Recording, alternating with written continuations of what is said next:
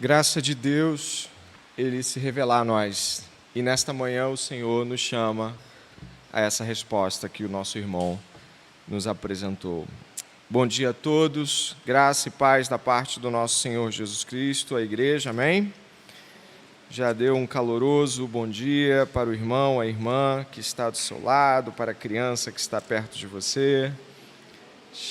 Já deu esse sorriso maravilhoso que você tem.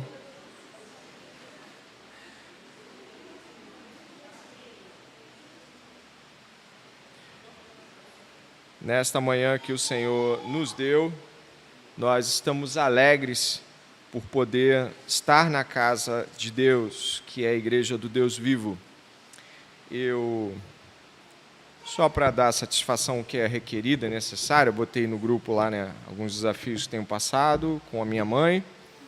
Ela foi para o hospital agora, nossa diaconisa Noemi foi com ela, meu irmão também, então ela está encaminhada, espero que dê tudo certo, que o Senhor, com a sua boa mão, conduza. Estou um pouquinho lerdo, um pouquinho cansado, você vai ter que ouvir um professor meio assim, abrindo e fechando o olho, mas como você é crente, que bênção poder dar aula para você nesta manhã, não é? Então eu peço que você vá se ajeitando para estabelecer esse contato. Eu vou pedir mais um copinho de café para a diaconia, porque isso pode ser bom para mim e para todo mundo, tá? Menos para minha voz, segundo a Daina, porque é a água gelada que faz bem, só que eu preciso ficar acordado, Daina, desculpa.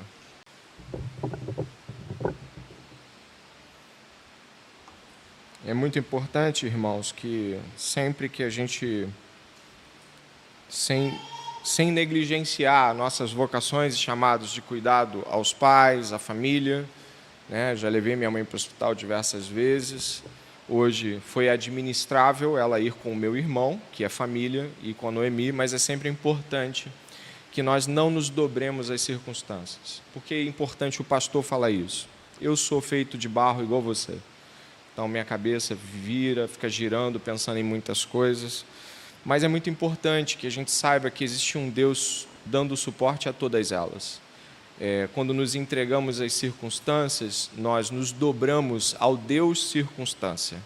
Nos desesperamos e, quando vamos ver, já estamos igual a todo mundo. Não, nós temos o Senhor. E quando nós temos o Senhor, o nosso coração não fica perdido por aí e o Senhor nos dá a direção sempre. Então, sempre quando as coisas apertarem, clame ao Senhor. Amém? Bom, meus irmãos, nós vamos estar nesta manhã, na nossa última aula, é uma aula diferente, é uma aula especial. E por que ela é diferente, por que ela é especial? Porque ela vai ter um contorno... Obrigado. Ela vai ter um contorno que nós ainda não fizemos nesses 5, 6 anos de igreja, mas que vamos fazer esse ano mais de uma vez, que é uma conclusão de tema, que remonta o que aprendemos e pode, com a graça de Deus e o tempo, se for possível, apontar para aquele final que nós estudamos no retiro, que nos faltou de Timóteo, vocês lembram, né? Então, espero, com a graça de Deus, que essas duas coisas possam encontrar seu destino. Mas qual é o objetivo de você ter uma aula de conclusão, antes que a gente adentre essa aula de conclusão? É que você possa trazer a memória e unir os temas. Esse bimestre foi sobre... E quantas coisas foram aprendidas? Sermão do Monte foi sobre discipulado. EBD, discipulado. Movimentos de dia de semana, discipulado. Trabalhamos uma palestra dividida em homens, mulheres, apontando para solteiros e casados, discipulado. Teve muita coisa sobre discipulado. Portanto, nós não podemos simplesmente apertar o botão de eject e passar para a próxima sequência, que, por sinal, é muito boa de estudar também. Mas nós precisamos voltar um pouquinho e fazer uma leitura que conecte essas 3, 4, 5 movimentações distintas. Para isso, eu fiz o seguinte: eu peguei as orientações e ensinos que nós tivemos ao longo desses 2 meses.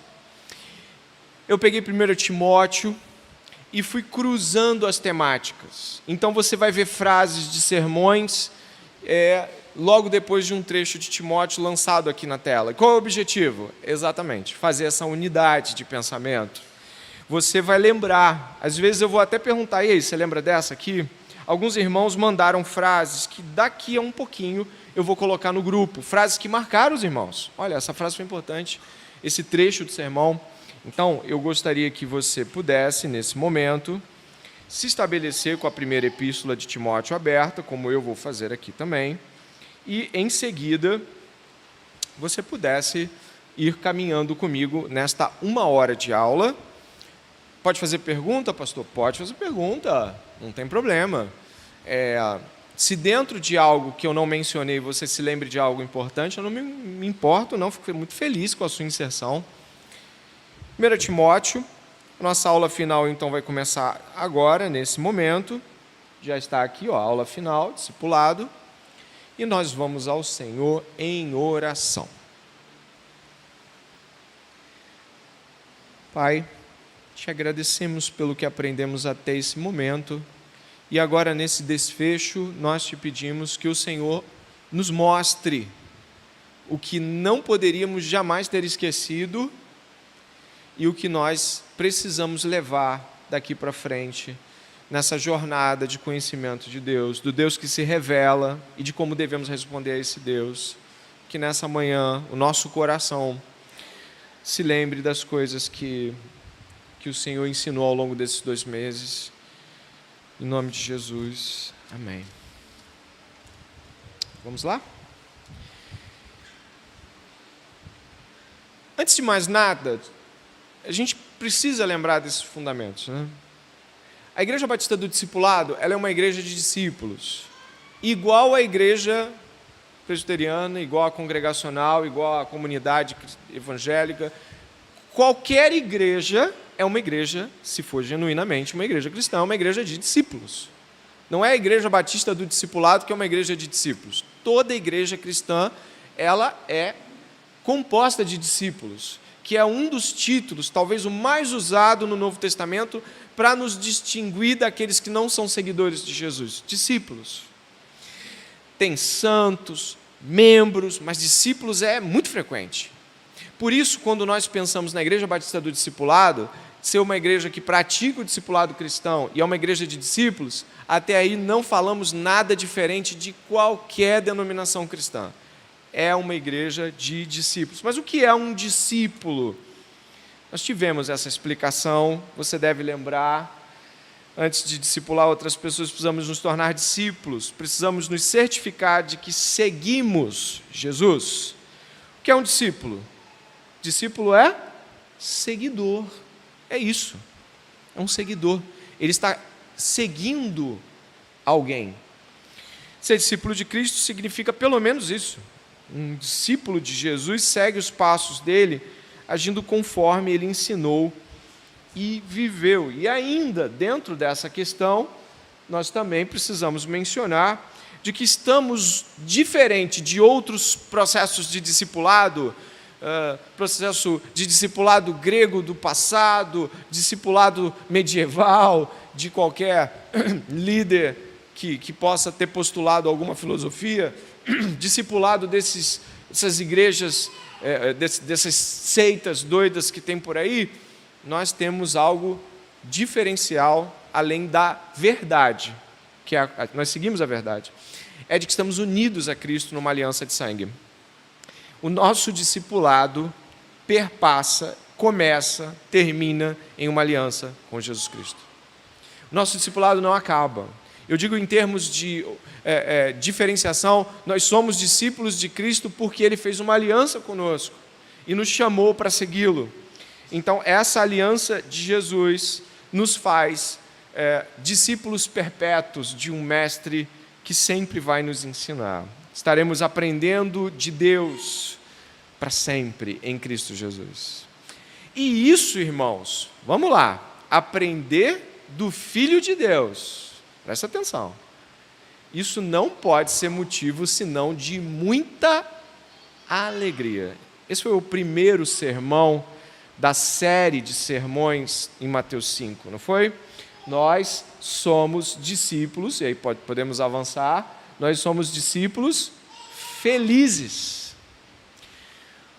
O nosso irmão Adonias pregou sobre isso, e você lembra muito bem, se você estava ouvindo o sermão, e eu, passando pelo sermão, vi uma frase que me chamou muita atenção. Eu não estava aqui, eu estava de férias. O Adonias falou assim: essa palavra se repete o tempo todo aqui. E nós não vamos encontrar as pessoas falando no shopping assim: eu estou bem-aventurado de ter ido no shopping. Eu estou bem-aventurado dessa tarde que nós passamos. Né? A gente usa o quê? Felizes. Mas a expressão teológica, ela é comum a nós pelo nome de bem-aventurados. É um estado de plenitude, de alegria, de satisfação, que você encontra no começo de Mateus capítulo 5, um monte de motivos para ser feliz.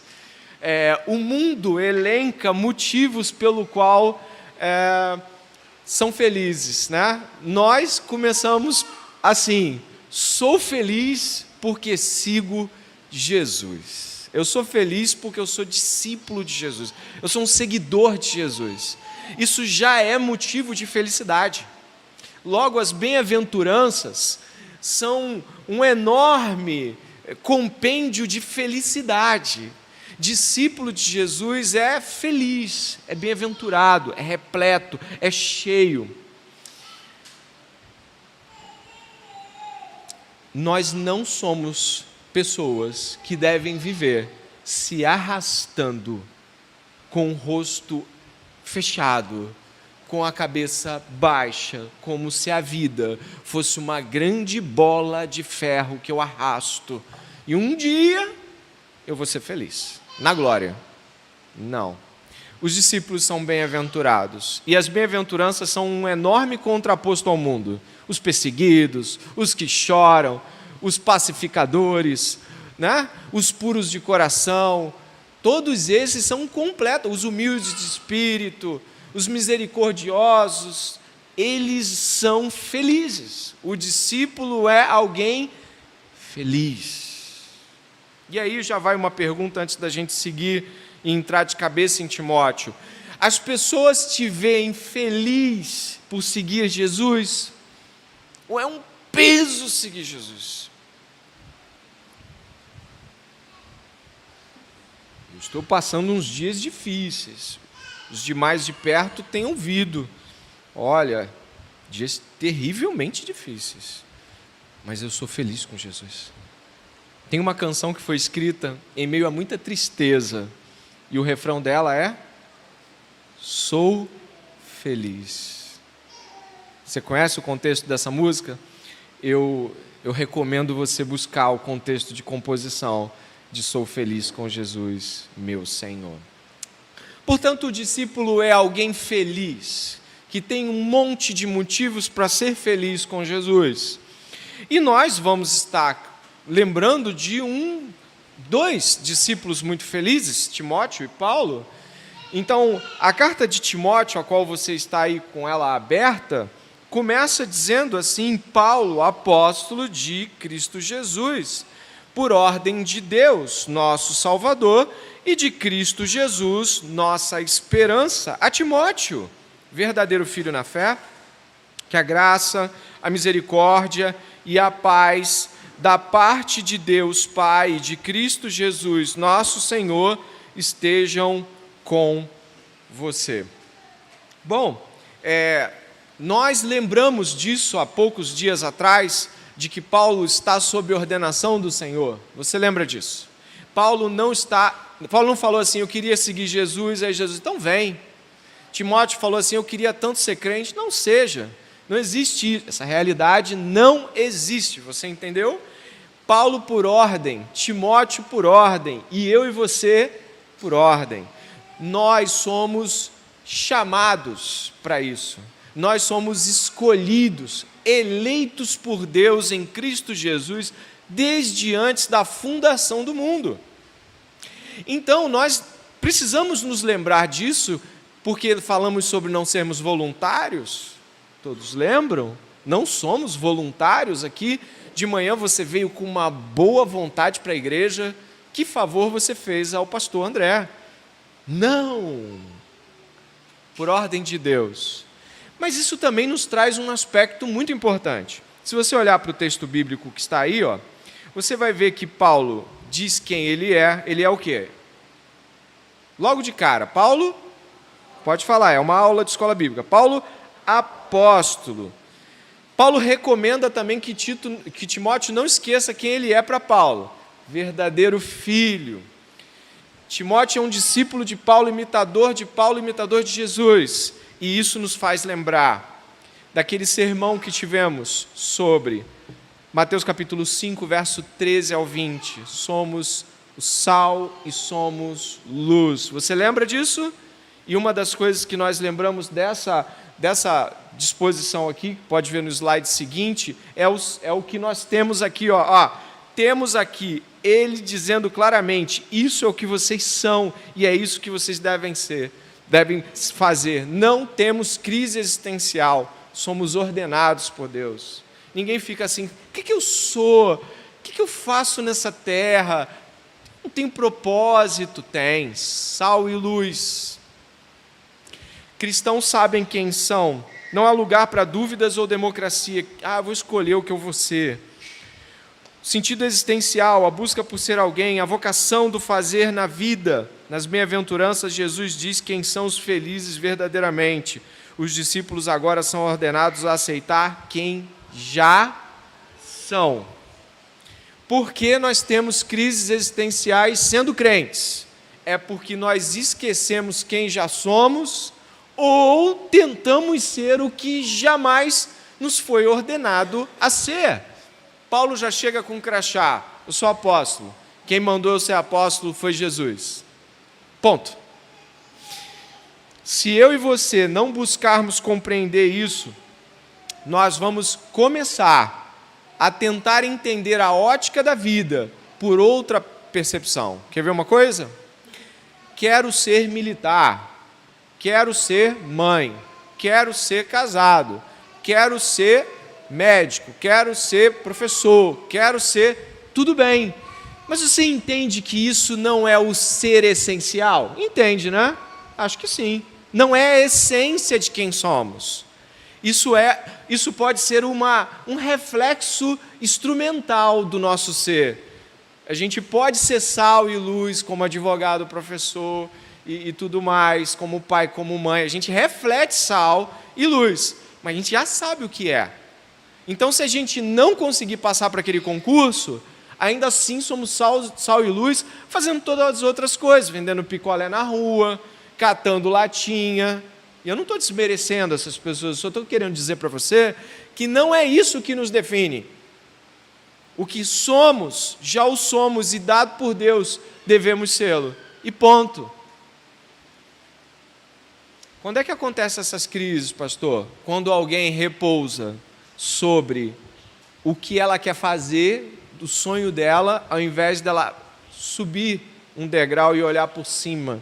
Assim, eu sou eleito por Deus, filho de Deus, sacerdócio real, faço parte de um povo de exclusividade de Deus. Eu sou um escolhido para pregar o evangelho. Eu sou um arauto. É isso. Até mesmo se eu disser, você é professor de escola dominical ou é pastor, se eu não tiver mais condições físicas de exercer o pastorado, deixo de ser sal e luz? Não. Até como pastor estou. Até o tempo do apostolado de Paulo acabaria. Portanto, não nos firmamos na aparência externa de como exercemos sal e luz, mas em sermos sal e luz onde for, da maneira como for, do modo como o Senhor tornar apropriado ser. Nosso desafio é estabelecer de fato isso no Senhor e não em coisas que são secundárias. E isso é o primeiro alerta. O segundo eu quero passar para Timóteo 1, 12, 15, vai na sua Bíblia, onde Paulo dá graças, porque Deus o considerou fiel, não é? Dou graças a Cristo Jesus, nosso Senhor, que me fortaleceu e me considerou fiel, designando-me para o ministério, a mim que no passado era blasfemo, perseguidor, insolente, mas alcancei misericórdia, pois fiz isso na ignorância. Na incredulidade transbordou, porém, a graça de nosso Senhor com a fé e o amor que há em Cristo Jesus. Esta palavra é fiel e digna de toda aceitação. Termine aí. Que Cristo Jesus...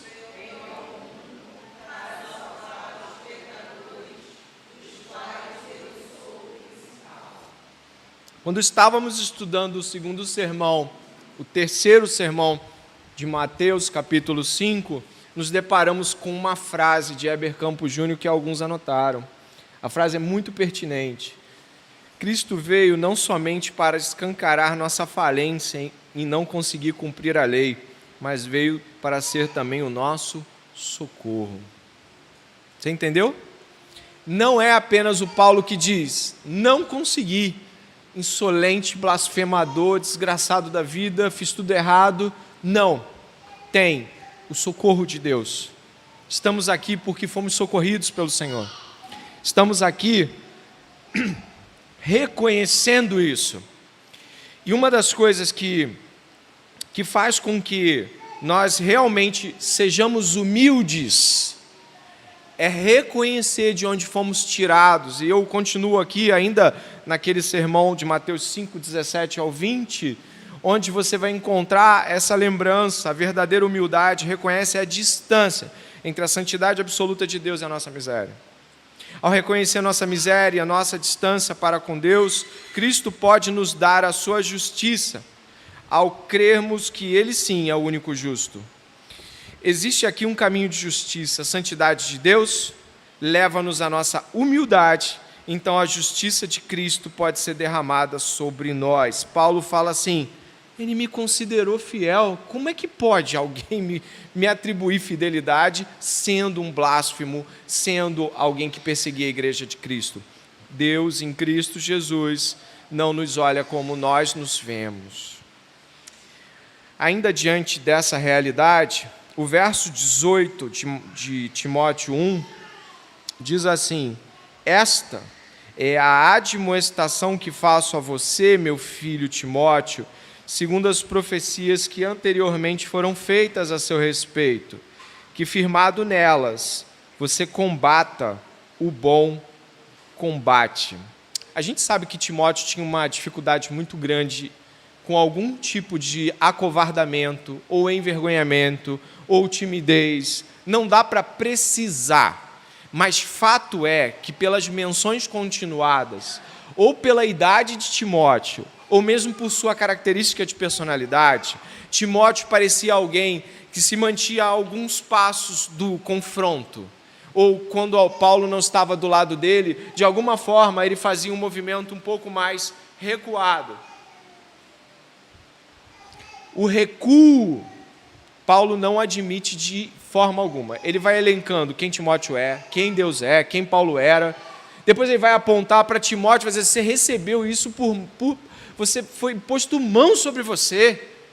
Pessoas viram o que Deus disse a teu respeito. Acabou, Timóteo, não tem recuo. Não tem posição de recuo. Nós recuamos por dois motivos ou três. Primeiro, porque às vezes a gente olha para o tamanho daquilo que Deus nos chama para fazer e a gente tem medo, porque confia na própria capacidade. O medo, nesses casos, vem de não conseguir quando é Deus quem faz. Segundo, pode ser que nós não queremos nos envolver ao ponto de não termos mais como descomprometermos. Existem coisas, irmãos, que não tem passo para trás. Tem coisas que você ainda faz outra. Agora, a partir do momento que você vem aqui à frente, você é pastor, olha, eu posso dizer, você pode até sentar ali e não ser mais pastor, por motivos N, mas sempre vão te ver como uma figura referencial. Por exemplo, os membros do conselho da igreja, os diáconos, pode deixar de ser diácono, mas posso dizer, a pessoa vai falar assim, mas fulano foi diácono, né? Ele deve saber o que fazer. Nós, quando nos comprometemos e colocamos a cara a tapa, não podemos olhar para trás. A Bíblia fala de que aquele que põe a mão do arado, o quê? Essa frase ficou na minha cabeça com aquela canção do Logos. Eu conheci a música antes da parte bíblica. Vou lhe dizer, não tem volta. E alguns de nós não vamos tudo que podíamos, por quê? Porque temos medo de nos comprometer. Mas ainda há o medo de não conseguir fazer a vida. O que é fazer a vida? Pensar assim, se eu for nessa direção, como é que eu faço para isso e isso acontecerem? Claro que Deus em Cristo nos ordena de que nós nos entreguemos ao reino de Deus e as demais coisas que são necessárias serão o quê? Acrescentadas a nós. Mas nós ainda fazemos contas. E as contas são como? Não vai dar. Se eu me entregar assim ao reino, eu vou ter que depender de reino. Olha, eu vou te dizer o que eu falava, mas o que eu já ouvi. Eu vou dizer o que eu falava, tudo bem? Eu falava, não quero depender de igreja. Eu falava. Eu não quero depender de igreja porque depois você começa a se ver como alguém que depende da igreja e a igreja vai olhar para você com cobrança. Isso é aquela mentalidade de alguém que acha que se mantém, né, de alguma forma. Que pelo fato da igreja não sustentar, ele é dono de alguma coisa na vida. Mas eu pensava assim, se a igreja vier me sustentar, eu vou ficar prestando conta de uma bala que eu ponho, uma barra de chocolate que eu compro para minha filha, eu não vou nem postar. Porque senão eles vão falar assim, eu não estou dando dinheiro para o pastor comprar barra de chocolate, estou dando para ele comprar feijão, pagar a luz. Você sabia que isso passa pela cabeça de alguém que é sustentado ou não? Quem sabia disso? Por quê? Porque nós ficamos com medo de que o outro administre o dinheiro por nós mesmos. Por muito tempo eu tive esse medo. E é um medo que perpassa a mente de muita gente que não quer se lançar na obra. Existem alguns tipos de entrega que vão necessitar de que você saia de tudo. Alguns de parte, outros de 30% do que fazem, outros de 10%. Estão entendendo ou não? Mas não tem como se esconder. Sempre vai depender de Deus. Dietrich Bonhoeffer cunhou uma frase que você deve lembrar, frase de fim de sermão. Você lembra dessa frase? Talvez você lembre. Voar para o invisível é negar o chamado. Uma comunidade de Jesus que tenta se esconder deixou de o seguir. Sabe o que é voar para o invisível, né? Tipo, eu vou sair da visibilidade, eu não quero me comprometer com algo tão visível, eu não quero me comprometer a esse nível, eu vou me afastar. Capítulo 2 dos nossos ensinos que tivemos aí, ó, capítulo 2. Antes de tudo, peço que se façam súplicas, orações, intercessões e ações de graça em favor de todas as pessoas. Foi ensinado para a gente no retiro sobre isso. E nós tivemos, com Mateus capítulo 6, o Pai Nosso, grandes posições que coadunam com o que aprendemos no retiro. Tivemos algumas frases que nos fizeram refletir sobre nossa vida de oração. Você deve lembrar um pouco disso, não tem tanto tempo. O ministro presbiteriano Robert Murray McCheyne dizia: Lutero empregava as suas melhores 3 horas em oração. Se eu atender à iniquidade no meu coração, o Senhor não me ouvirá. Pedis e não recebeis, porque pedis mal para esbanjares em vossos prazeres. O que o homem é sobre os seus joelhos diante de Deus e nada mais. McCheyne de novo. Alguns de nós fazem assim, a parte que eu estou mais ativo, eu vou fazer exercício. Outros dizem assim, eu vou pegar o momento que eu estou mais ativo para adiantar as coisas lá em casa. Eu vou pegar o meu melhor momento do dia para ler o livro teológico que eu quero. Eu vou pegar o momento que eu estou mais ativo para... Isso que a gente faz é a conta do que nós acreditamos que deve ser feito no momento mais vívido do dia. Essa frase do McCheyne me perturba desde então. O que eu faço com o momento onde eu estou melhor no dia? é estar diante de Deus. Alguns de nós vão orar tão cansados que dormem, outros nem oram, outros começam o dia orando alguns minutos, outros usam a condução, outros usam o almoço, e eu não estou recriminando quem usa esses momentos para orar. A minha pergunta é outra, qual é o melhor momento para você?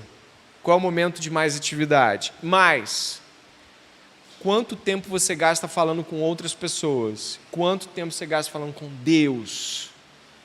Nós precisamos refletir sobre isso, sim. E pastor, eu converso mais com o irmão tal, com a irmã tal, do que com Deus. Eu falo mais com ele, com ela, do que com Deus. Você se sente envergonhado disso? Não. É porque de fato não se arrependeu. O arrependimento sempre nos leva a um tipo de envergonhamento e mudança.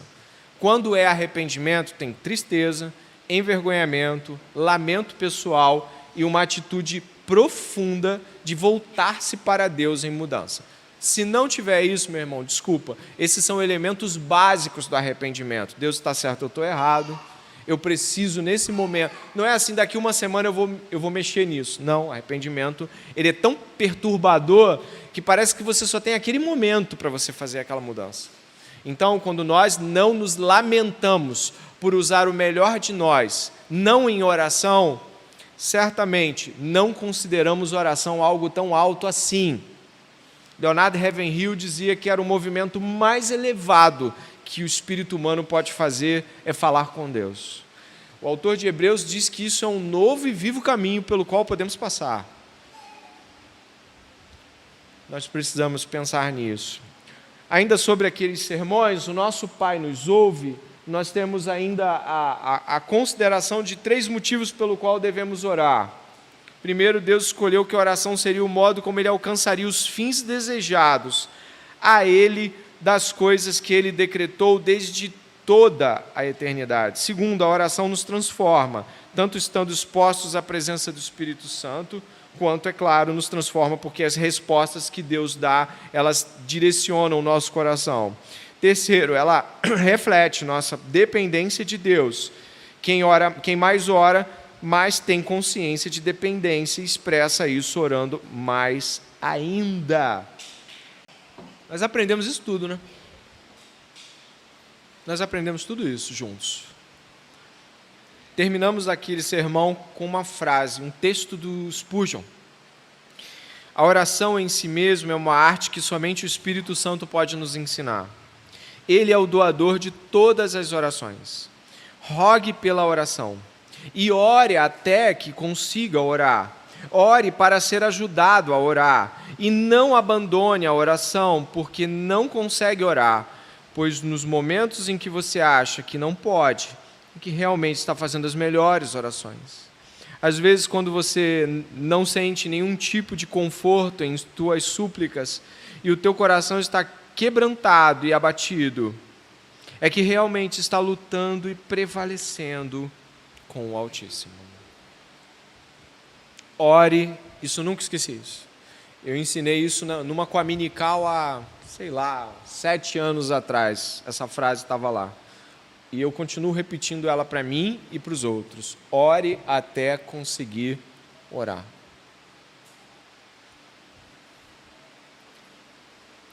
Ainda dentro dessa realidade, nós temos o apóstolo Paulo no capítulo 4, ordenando, presta atenção, Timóteo a ser modelar. Não é isso que a gente encontra no capítulo 4, verso 12 ao 15? Dê uma olhada. Ninguém o despreze por você ser jovem. Pelo contrário, seja um exemplo para os fiéis, na palavra, na conduta, no amor, na fé e na pureza. Paulo está ordenando de que ele seja um modelo.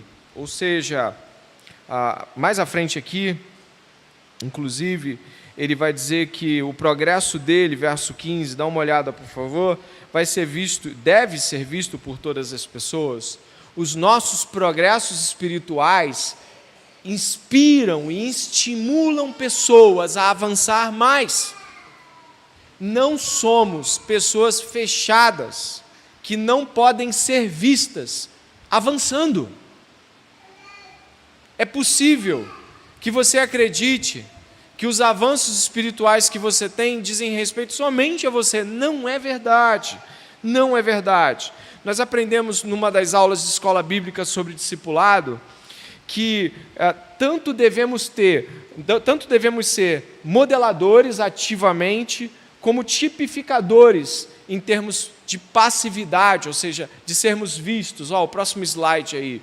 Nós somos aqueles que modelam o pensamento dos outros. A gente leu isso em 1 Tessalonicenses, você lembra? Acho que a igreja de Tessalonicenses, ela tanto modelava as outras igrejas com sua atuação ativa, quanto parada poderia ser um tipo vivo de comunidade saudável. Nós impactamos as pessoas quando estamos ativamente modelando elas, e nós também impactamos as pessoas quando até mesmo nossa vida, quando vista, pode servir de estímulo e inspiração. Mas como sua vida vai ser vista se a sua vida não está diante de todos? Se o seu progresso não está diante de todos, como o seu progresso pode ajudar no avanço de outros? Realmente, eu estou na dívida, pastor. Eu não encontro os irmãos durante a semana, eu não me movo nesta direção, eu não faço grandes esforços. Então tem duas coisas acontecendo: uma negligência em comunhão e uma negligência em modelar pessoas perto de você. O teu afastamento da comunhão, e não é só afastamento da comunhão, você está deixando de ser modelado e está deixando de modelar. Você está deixando de tipificar e está deixando de observar a tipificação de outros. O negócio de, eu não tenho tempo para comunhão. Que isso, meus irmãos? Isso não pode ser assim, não.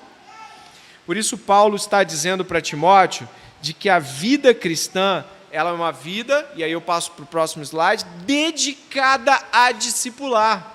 A nossa vida é uma vida dedicada a exercer esse movimento.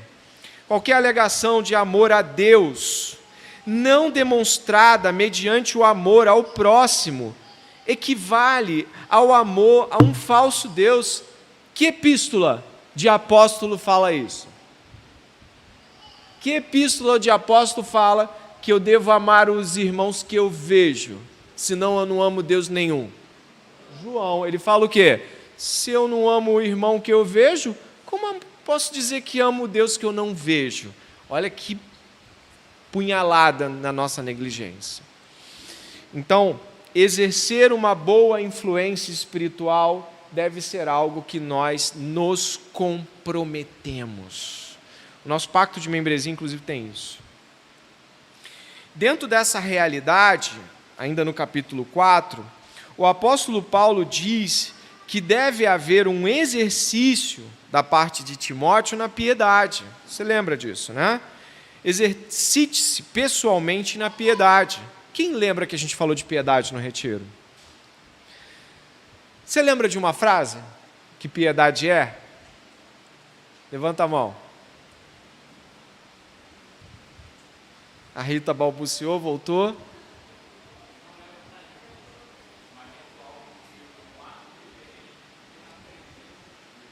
Ouviram? Viver reverentemente diante da presença de Deus. Há coisas que nós, e aí eu falo em termos pecaminosos, deixamos de fazer pela presença de alguém que está perto de nós. A gente recua. Você já esteve prestes a... E aí você olhou... Vou deixar o testemunho escapar aqui, meu Deus. Já? Já teve esse... E voltou? Inflou e olhou para o lado? Sim ou não? Já teve? Inflou. A narina fez aquela elevação. Um dragão. Olhou para o lado... Ai, meu Deus, eu estou perto dos meus filhos, eu não posso dar... Já ou não? É isso que é alguém piedoso. O pecado bate a porta e ela se lembra, estou na presença de Deus. E volta. E não abre aquele site, não abre aquela tela, não entra não vai ver, não faz, não consuma, não volta, não. Estou diante de Deus. Não responde, não usa aquela frase pecaminosa, que nunca deve ser frase de crente. Ah, se eu não fosse crente. Essa frase é pecado, só para deixar claro. Se eu não fosse crente, eu faria, é pecado. O que você está desejando é não ser crente, para fazer. É importante. E isso, para nós, teve uma palestra. Você se lembra daquela palestra que a gente teve? Onde nós tivemos vários temas que não acabaram. Não acabou. Tem parte B, C e D ainda por aí. Mas nós falamos assim, solteiros, casados. Quem lembra disso? Ana Vitória estava aqui com as moças. Eu estava lá com os irmãos. Quem lembra? E a gente dividiu. O primeiro tema foi disciplinas espirituais. Timóteo está sendo ordenado a se exercitar, palavra de ginásio, de esporte, na piedade. E nós tivemos aqui uma palestra sobre exercício de piedade. Algumas coisas que você deve lembrar. Você lembra disso? A gente falou sobre isso aqui. Por exemplo, as disciplinas espirituais. Os solteiros, por exemplo. Solteiros podem e devem ir além na quantidade de tempo. O ajuste de horários para se dedicar às disciplinas espirituais depende mais dele mesmo, pois não tem, em geral, pessoas que lhe sejam dependentes. O discipulador deve estimular ao máximo o estabelecimento de uma rotina diligente de disciplinas espirituais, buscando formar hábitos do coração no discípulo. O discipulador deve ajudar aquele a quem discipula no discernimento de seu tempo, na observação da sua rotina e autoconhecimento. O solteiro, por ter menos despesas com dependentes, e pode, portanto, investir mais o seu dinheiro na aquisição de material teológico que possa servir para os exercícios de disciplinas espirituais. Quem lembra dessa palestra? Quem voltou nesse e-book? Não precisa levantar a mão. Quem voltou a ler ele todo de novo? Porque é disso que depende o exercício da piedade. Há um retorno de exercício da leitura que foi feita, da administração do tempo, voltar para o lugar certo. Aos casados, eu passo 2 slides aí. Falando do mesmo tema, a gente falou assim, não sei se você lembra aí disso, a importância das disciplinas espirituais permanece para os casados, tal como na condição de solteiro, porém ele precisa ser tanto individual quanto compartilhada. Deve haver uma busca diligente para o estabelecimento de uma relação que saiba dividir o tempo entre ações de disciplina espiritual individual e momentos de compartilhamento com o cônjuge. Deve-se estimular os cônjuges a mutuamente apoiarem-se nisso. Quando um está com dificuldades, deve oferecer-se ajuda a ler e orar. Cobranças nesse sentido devem ser extremamente cuidadosas. Estimula-se, em casos de problemas existentes nessa área, que procure aconselhamento pastoral. Se lembra que a gente aprendeu isso tudo? A gente exercitou a piedade nisso tudo. Por isso, nós tivemos e temos a necessidade de fazer isso. Um dos outros exercícios que a gente faz é aprender, dentro do exercício da piedade, a como cuidar das pessoas. Eu não coloquei aqui na tela, não, mas se você abrir o capítulo 5, você vai ver que fala sobre o tratamento que devemos dar às pessoas. Timóteo não faz assim, trata todo mundo igual. Não. Trata o senhor assim, a senhora assim, a irmã assim, a viúva assim, os presbíteros assim. Tem tratamento na igreja para todo tipo. Capítulo 5 de Timóteo. É isso que você encontra, não é? Nós aprendemos aqui, por exemplo, você deve lembrar, a como aconselhar pessoas. Você se lembra disso? Como aconselhar pessoas? Eu lembro que nós passamos aqui 10 passos, não é? Para alcançar o objetivo financeiro, para alcançar a sua casa própria, para alcançar uma vida espiritual saudável. Não, a gente fez diferente. A gente fez 10 passos para o aconselhamento. Você lembra disso? Orar, ouvir, orar, fazer perguntas, ouça as respostas, demonstre-se interessado, empático, ressalte as afirmações concordantes, faça apontamentos que descrevem como o evangelho ou a doutrina cristã tratam o assunto, dê opções que levem à consideração do coração, pergunte ao aconselhado o que entendeu, ore e marque um próximo encontro. Fomos exercitados a ajudar pessoas. Fomos estimulados, foi uma escola bíblica, a aconselhar, a tratar. E isso precisa continuar. Nós não podemos parar. Dentro dessa realidade, é muito importante lembrar, por exemplo, uma outra aula que nós tivemos aqui. E aí eu posso usar capítulo 4, verso 16 de Timóteo. Dê uma olhada.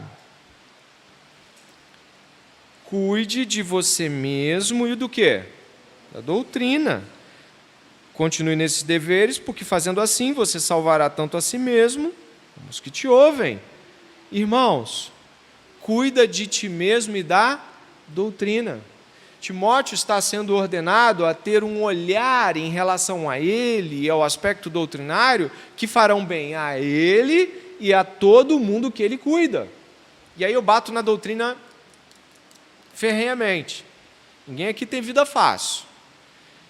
Ninguém aqui fala assim, eu vou ficar em casa e eu tenho milhões de reais em conta, eu posso ir administrando esses milhões de reais, vou ajudando as pessoas, fazendo missões.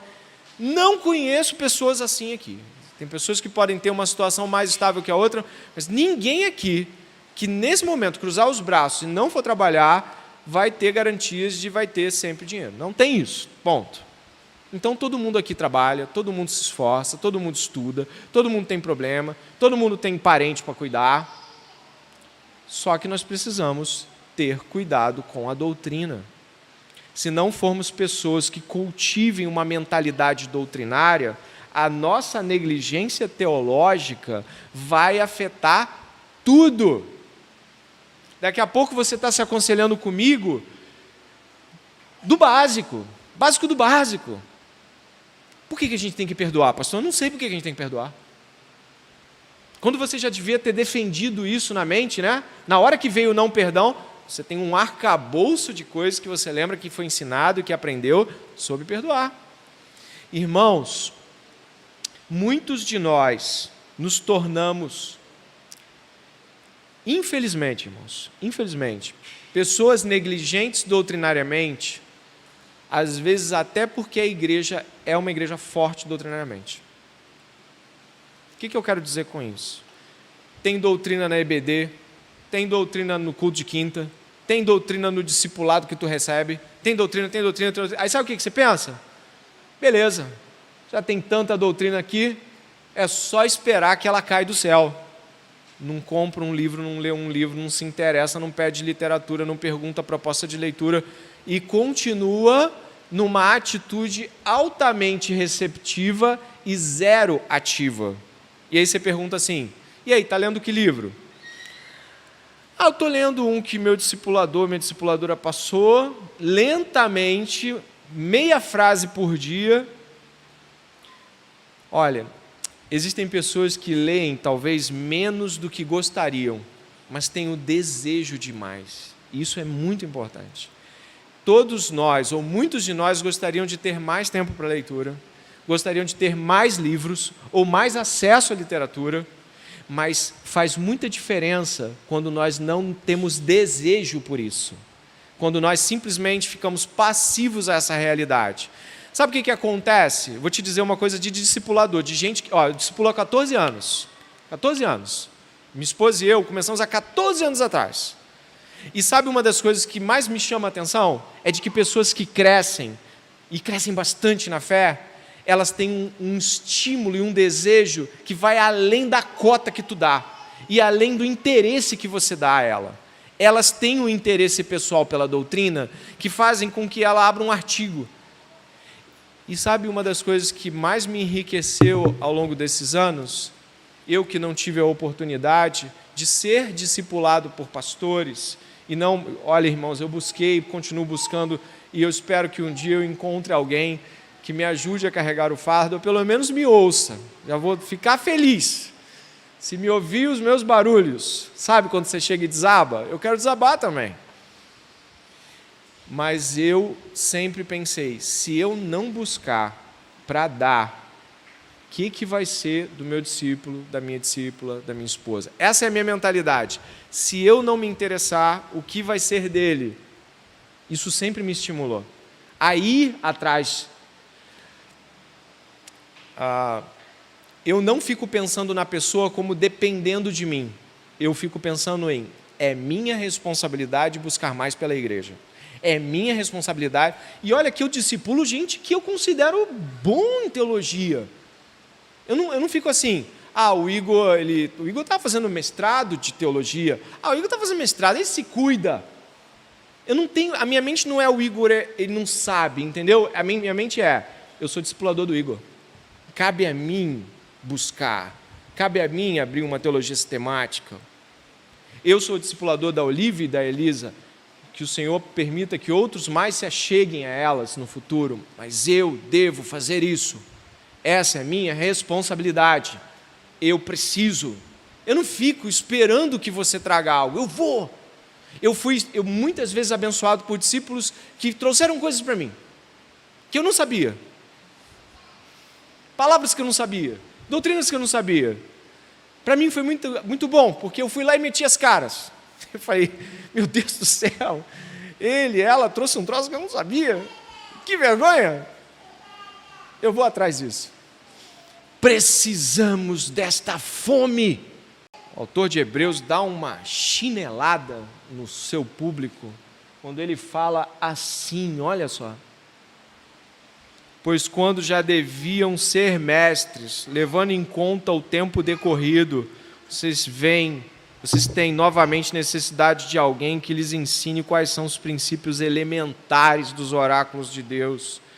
Passaram a ter necessidade de leite, não de alimento sólido. Ora, todo aquele que se alimenta de leite é inexperiente na palavra da justiça, porque é criança, mas o alimento sólido é para os adultos, para aqueles que, pela prática, têm suas faculdades exercitadas, a palavra esportiva mais uma vez usada aqui, para discernir não somente o bem, mas também o mal. Nessa sexta-feira, a Larissa, ela posta as alegrias dela, né? Aí eu fui com a Larissa lá fazer a matrícula lá no Hospital dos Servidores, né? Aquela alegria, aquela euforia toda. A Larissa é uma festa sozinha.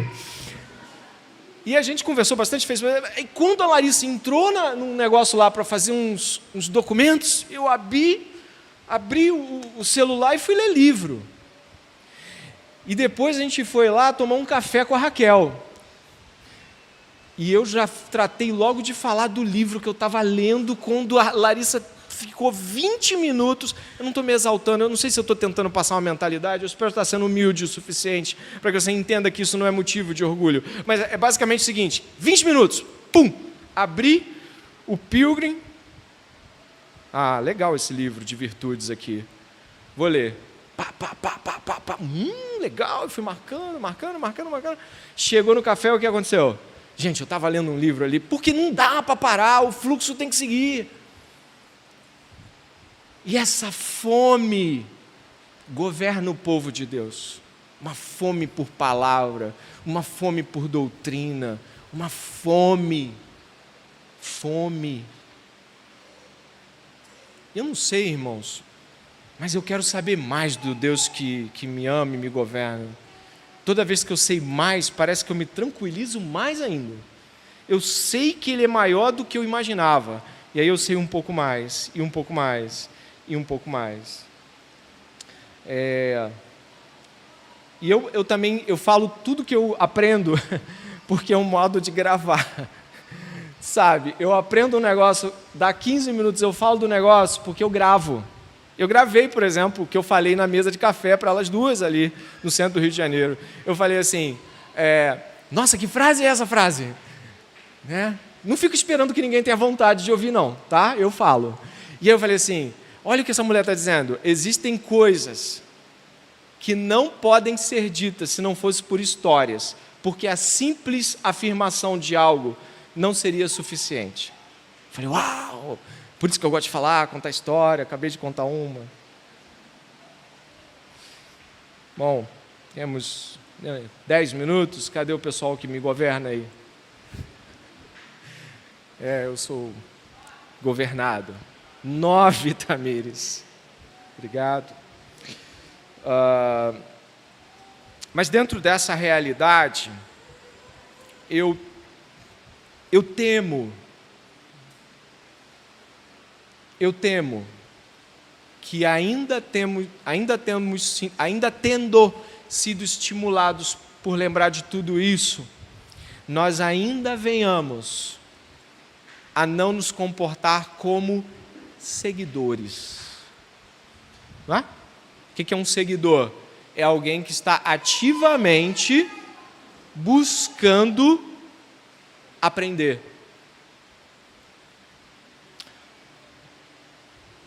É tarefa de todos os discípulos de Cristo buscarem Jesus e buscarem mais do Senhor. Sabe o que é a sua tarefa? O Senhor é meu mestre, eu vou ler a Bíblia. O Senhor Jesus é o meu discipulador, eu vou ler livros. Quando Jesus passa essa bola para a gente, ainda que secundariamente, como discipuladores e discipuladoras, presta atenção, eu não vou aplicar mais nenhum conceito novo, eu vou parar aqui e pegar as frases que vocês enviaram para mim, vou ver se a gente consegue projetar, eu vou mandar para o Jonas ou para a Isabela. Se conseguir projetar, é bênção, senão eu mando no grupo, tá bom? Não fica preso nessa realidade, não. Presta atenção, escuta o que eu estou dizendo, por favor. Quando eu e você somos discipulados por pessoas, e aí entenda, são discípulos de Jesus também, são discípulas de Jesus também, a nossa atitude precisa ser ativa. Como assim? A nossa atitude, eu estou mandando aqui para a Isabela, para o Alan, mandei para você e estou mandando para o Alan agora. A nossa atitude precisa, presta atenção, a nossa atitude precisa ser ativa. Eu, como discipulador, devo propor horários e marcações. Mas se acontecer alguma coisa, meu discípulo vai falar assim, a gente ia se encontrar essa semana, né? Aconteceu alguma coisa? É assim, não é assim? Porque deve ser assim. Porque você se interessa. Você tem esse interesse. Então, se não houve um movimento da minha parte, que deve ser proponente de horário, qual é o teu movimento? É de ir. Vocês estão entendendo? É de que ir. Geralmente, os discipuladores dessa igreja têm bastante gente. Porque a gente vai crescendo e vai chamando um, chamando o outro e vai ganhando. Agora, imagine se uma pessoa que cuida de 4 pessoas, 3 pessoas, 2 pessoas, não recebe dessa que é guiado, que é guiada no Senhor, essa busca. Não balança a cabeça, faz o favor de não balançar a cabeça, tem um pessoal aqui que é do balança a cabeça, não balança a cabeça. Mas você já esteve propondo, ensinando, e você percebeu, depois, que o seu discípulo, a sua discípula, nem sequer menciona o seu ensino depois e diz, olha, eu meditei sobre aquilo. Sabe aquilo que você me deu ontem? Eu meditei. E eu queria te apresentar algumas coisas que eu meditei sobre esse ensino. Às vezes a pessoa passou horas fazendo aquilo. Alguns discipulados, para ser prontos, dias, livros, e não tem um retorno na semana de falar assim, sabe aquele trecho? Meditei. Ainda é capaz... Irmãos, com todo carinho, não estou jogando verde, eu estou falando de algo que é nossa igreja, não é? É família, então a gente pode fazer isso, não pode? A gente pode se aparar. Passa uma semana, 2, não tem um aceno. Olha, algumas coisas que foram ensinadas, estou aplicando já nessa semana. Isso é discípulo de Jesus. Entenda bem, a gente vai usar o termo intercambiando. Como alguém que de fato entende-se seguidor de Jesus, ao receber determinado ensino, não vai na direção daquele que o apresentou, primeiramente, Senhor Jesus, obrigado, porque o Senhor continua me sustendo. E vai naquele que vai naquela e diz assim, considerei, estou aplicando. olha, considerei e quero aprender mais, ou, olha, eu não entendi muito bem, pode me explicar de novo? Ou, tem mais livros sobre aquele assunto? Ou, tem mais artigos sobre aquilo? O nome disso é fome. E essa fome deve governar o nosso coração, a gente precisa dessa fome. Como? Agora você que guia pessoas, que ajuda pessoas, como você fica quando alguém fez esse movimento de retorno? Misericórdia. Tenho, aqui, toma, leva. Não tenho, mas vou procurar. Não achei, mas vou procurar. Não sei a referência, mas te dou hoje ainda. Porque desperta a fome de quem ensina também. E aí você tem um movimento de gente que crescentemente deseja mais. O discípulo, a discípula de Cristo é alguém que quer mais. Nem sempre isso vem naturalmente. Precisamos muitas vezes nos forçar a fazer as coisas certas para que a gente possa entrar no eixo.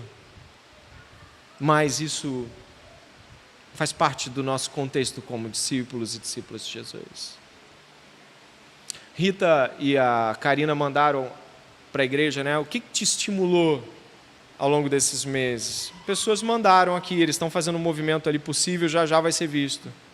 Tudo bem, obrigado. Se não for possível também, eu não consegui fazer o movimento de colocar no slide hoje de manhã por conta da situação que aconteceu com a minha mãe. Pense como você tem sido discípulo, discípula. O seu discipulador, a sua discipuladora, vê fome, vê sede, vê estímulo, ou aquela monotonia tomou conta do trabalho. Lembre-se, quem é o nosso sumo discipulador, e que quando nós não demonstramos fome, busca, retorno, em última e primeira instância, em quem isso toca? Em Cristo, que é o discipulador de todos nós. Existem e vão existir casos de discipuladores dizendo, vem para a minha vida, quero que você veja a minha vida, quero compartilhar a vida. Existem casos de discípulos e discípulas que vão dizer assim, discipulador, discipuladora, vem, quero que você entre mais na minha vida. E em todos os casos vão haver momentos difíceis para os dois lados, mas precisamos saber quem somos nisso.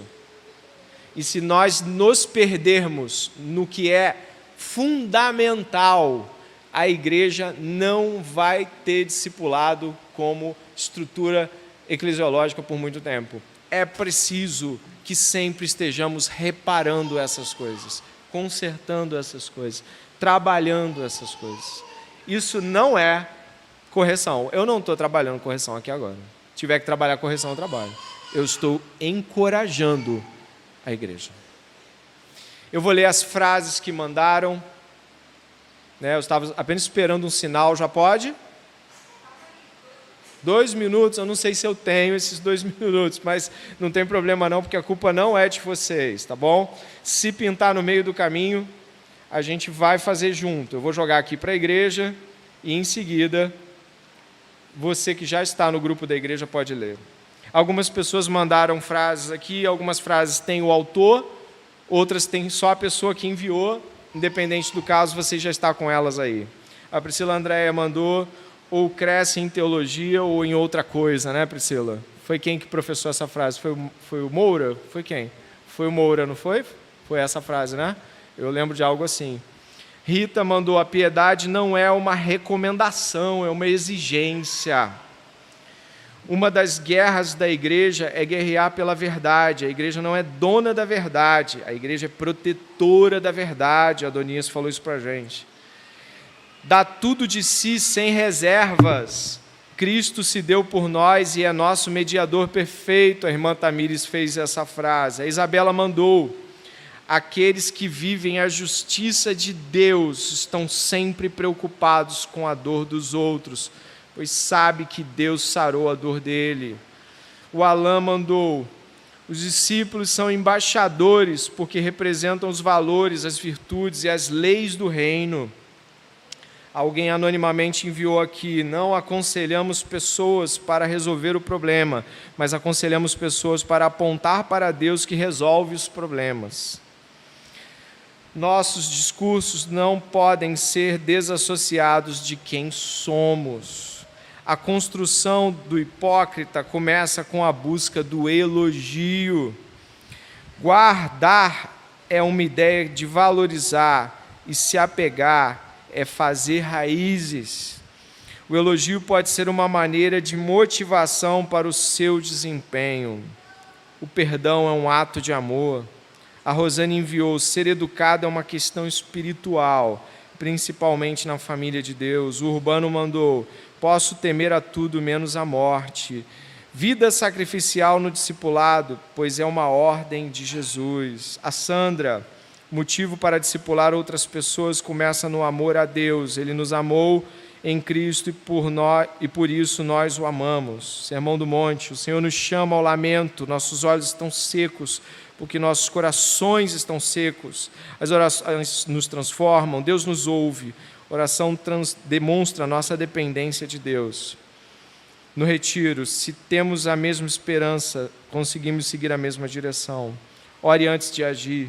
É necessário dar tudo de si. A vida cristã vai exigir tudo de nós. A igreja é coluna e família. Essas realidades aqui colocadas para nós foram dirigidas a nosso favor durante 2 meses. Foi tempo pra caramba aprendendo sobre discipulado. Foi tempo demais aprendendo sobre grandes coisas. Não podemos sair da mesma maneira. Vamos orar agora e o meu pedido a você é: puxa vida, poste essas frases aí que os irmãos mandaram, coloquem aí nos seus status, mas não adianta nada se tiver no status e não tiver no coração. Não adianta nada estar postando, mas não meditar. Não adianta nada ter tanto discipulador e discipuladora que não se apega àquilo que foi ensinado, que reduz o ensino ao momento em que aprende, mas não direciona continuamente essa realidade. Precisamos valorizar o que Deus está nos dando. A quem muito é dado, muito será cobrado. Com alegria terminamos essa etapa de discípulos que permanecem ouvindo a voz do Mestre e aprendendo. Espero que você ore comigo agora, pedindo ao Senhor para te fazer um discípulo, uma discípula melhor. Para Cristo em primeiro lugar. E para aquele irmão e irmã que cuida de você. Ore comigo nesse momento.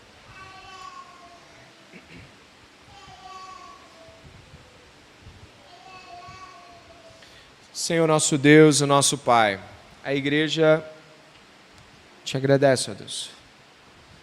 Fomos discipulados por Ti, ó Deus, ao longo desses 2 meses. Ouvimos tantas coisas, Deus. Nós ouvimos sobre treinar, sobre ser treinado. Nós ouvimos sobre ensinar, sobre ser ensinado. Nós fomos agora encorajados a não nos posicionarmos como meramente receptivos às coisas, mas responsivos, Deus. Pai, se existem discípulos de Jesus aqui que estão sendo negligentes quanto à vocação de aprender e transmitir, que se arrependam neste momento, Pai, para que não lhes seja tirado como disciplina, tirado o que tem. Em nome de Jesus, nos ajuda, Pai, a não ouvirmos tudo isso e deixarmos para lá. Ajuda-nos a valorizar o que aprendemos. Ajuda-nos a valorizar os nossos mestres e mestras do bem. Ajuda-nos, Pai, a termos uma outra postura como seguidores.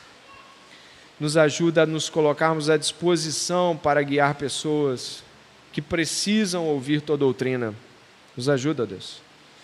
Que neste momento, nesse exato momento, pedidos de perdão a Deus, unidos a agradecimentos profundos, possam estar acontecendo.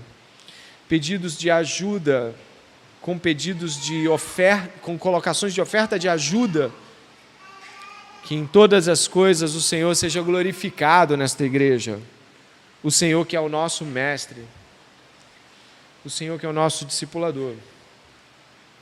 Que nesta manhã haja um compromisso grandioso com o discipulado de Cristo. Sim, oramos agradecidos em nome de Jesus. Amém. Após a sua oração silenciosa, a gente pode tomar um café junto. Deus abençoe.